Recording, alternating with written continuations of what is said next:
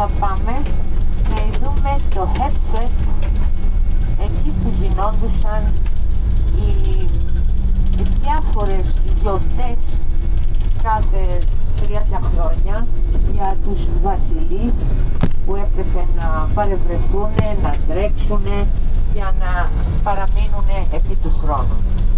Το headset είναι εδώ πέρα η είσοδος που θα τη δούμε τώρα και θα μπούμε εκεί. Η είσοδος είναι 15 μέτρα το ύψος της.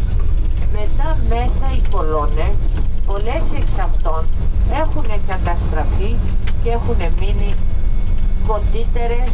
Ο διάδρομος είναι μέσα και έχει κάτι σαν καμαράκια που εκεί πέρα μέσα βάζανε τα γάλματα των θεών για να γίνονται και να δίνουν την προστασία τους στον κάθε βασιλιά που αγωνίζεται.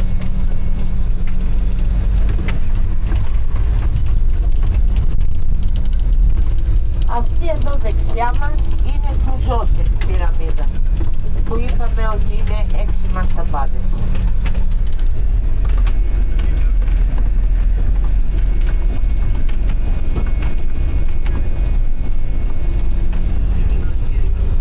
Εδώ είναι πρώτη, δεύτερη,